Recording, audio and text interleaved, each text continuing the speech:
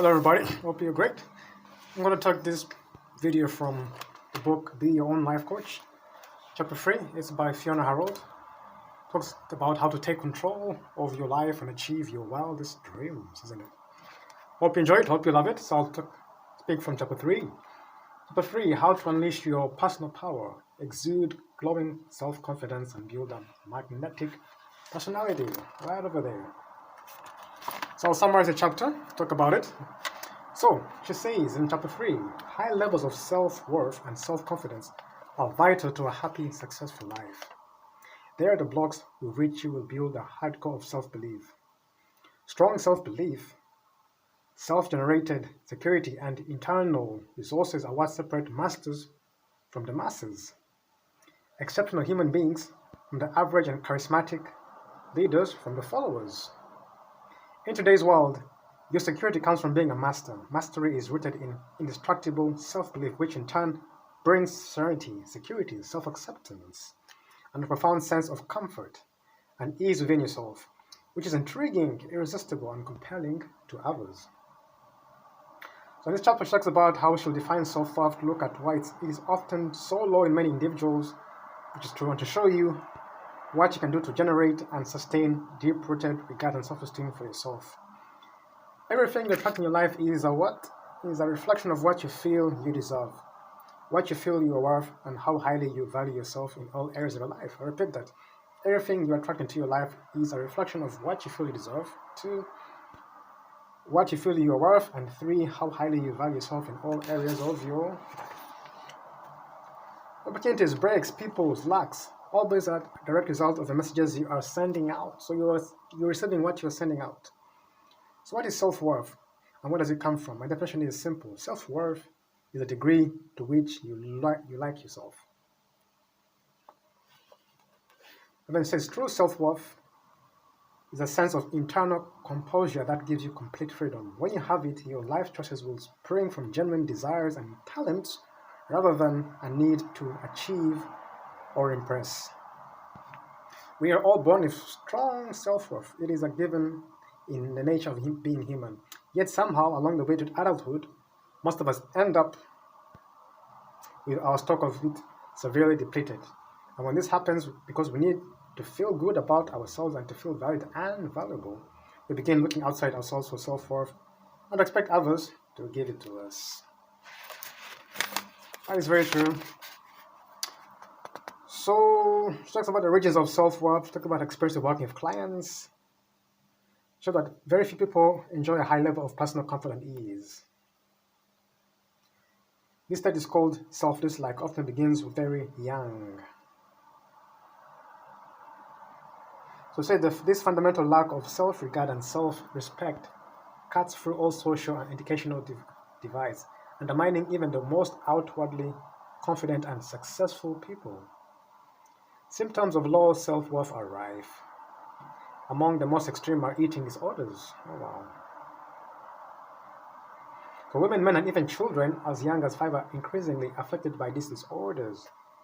And the problem is made far worse by the rigid cultural role models of skin women offered us in the media. So that's dealing with the food issue. That is true. Eating disorders are quite a lot today. Very much. So let's go on to talk about 3 questions to ask yourself is, how do I rate my self-worth now? And what 3 things do you tolerate or you put up with in your life?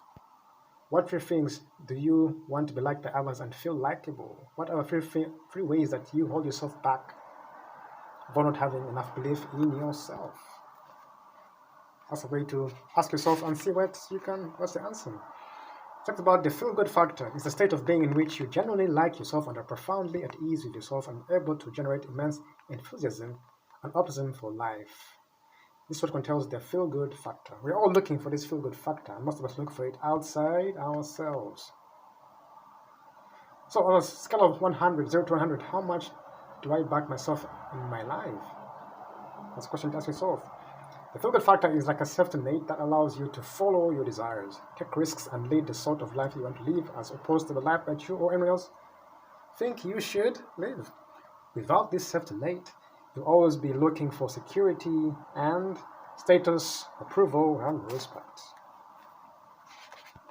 There's a feeling of affinity and goodwill towards others that can only occur when we have taken care of ourselves and taken responsibility for generating our own happiness. Generosity of spirit flows from an internal spring of self-acceptance, self-respect, and personal comfort. Generosity and bigness of character can only flourish when we have provided for ourselves and have plenty of over to share. So, how to instantly upgrade your self-worth? Step 1, respect yourself. I agree to that.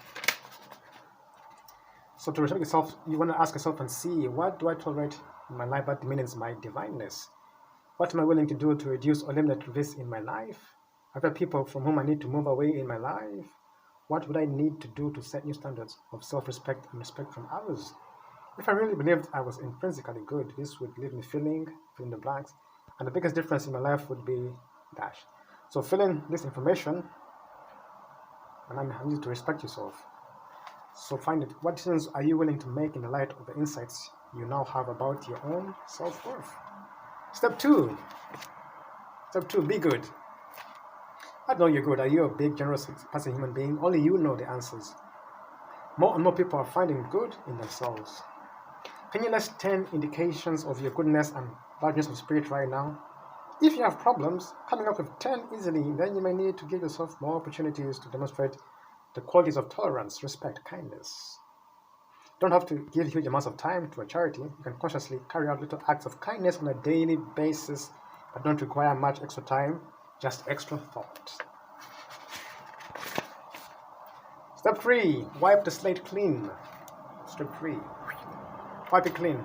Clean, shiny, pristine self-worth requires a clear conscience, however you're going to pronounce it, or your conscience.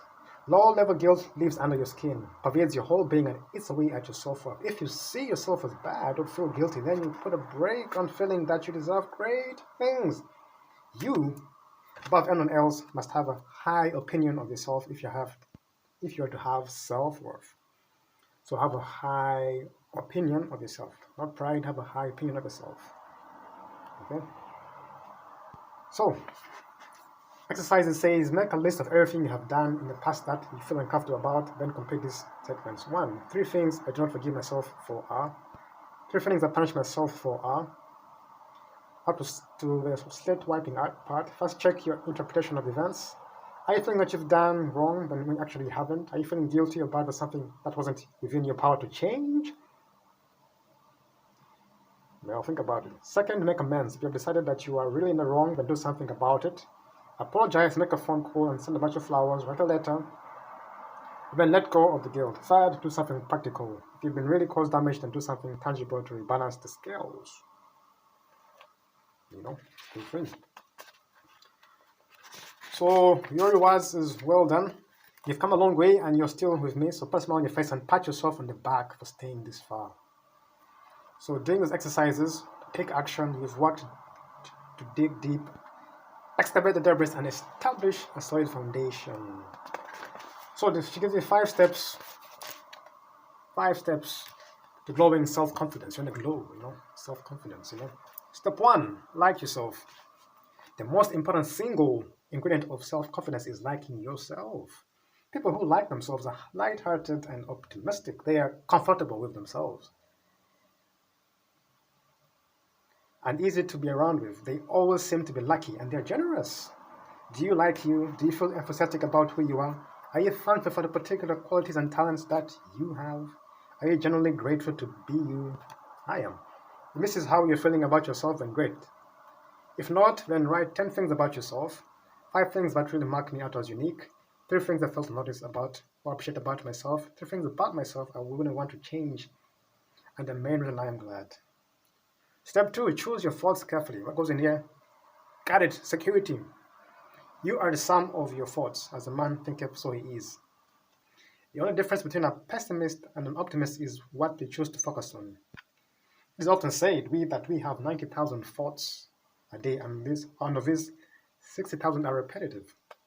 In other words, we think the same thoughts over and over again. At any time, you're free to choose which thoughts you hold on to and which ones do you let go. So use affirmations, talk about it. Anytime you feel down, rejected, or pessimistic, change your train of thought immediately. It really is that simple. Just say no to the thoughts that have created your miserable feelings and choose new thoughts that will create a feeling of optimism and cheerfulness. Yoo-hoo! Talk about affirmations if you want them. These are positive statements that are a powerful and effective way of changing your thinking. The right affirmations should leave you feeling uplifted and enthusiastic, So, step 3, study confident people.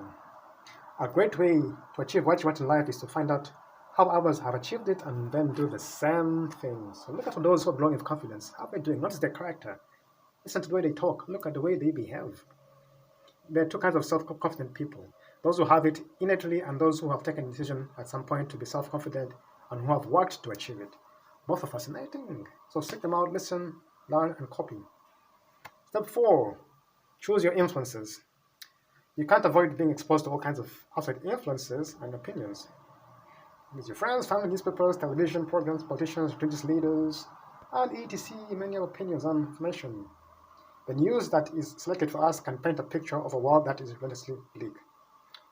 My point of thinking is be aware of what influences you and to make the choices that about the influences you choose. Flood your mind with the most inspiring and uplifting thoughts and ideas you can find. Read biographies of people who have done exceptional things. Listen to inspiring tapes and begin to cut down and filter out the negative and pessimistic views that you encounter. Develop an immunity to pessimism so that you don't absorb it, and make sure that you spend at least 30 minutes each day reading or listening to something uplifting. Step 5. Beware of comparisons. The quickest way to deflate your well-earned self-confidence is to compare yourself to the wrong people. In a nanosecond, you can puncture your pride in yourself, which is a terrible waste of time and means you'll have to work to rebuild it. Don't put other people on pedestals. You may think someone else has a perfect life, but chances are that you actually know very little about that person. If you want to compare yourself to anyone, choose a person that will leave you feeling happy and grateful to be you. Remind yourself that there are people who will be glad to change places with you, and many more who will think you're lucky and successful. So, your assignment for that is 1. Take yourself out to lunch, or first take yourself out, enjoy a cup of tea. Pamper yourself with a luxurious bath time experience. Cook yourself a terrific meal. Take yourself to the cinema or theater. Buy yourself a great novel. Take time out to read it. Do something you always wanted to do. Something you wanted to try. Or simply use your imagination and come up with a great idea of your own. And remember, indestructible self-belief brings serenity, security, and self-acceptance. Everything in your life is a reflection of what you feel you deserve. Learn to love yourself, and you'll never need anyone else's approval again. Appreciate yourself for all that you do and are. Be more generous to others, and especially the more vulnerable among us. Ladies and gents, that was a great topic. I loved it. So follow those simple rules. Increase your self-worth and be confident in yourself. Avoid pessimistic thoughts and behaviors and people who handle them, but develop immunity to pessimism. All in all, take those 5 steps seriously. Take care and goodbye.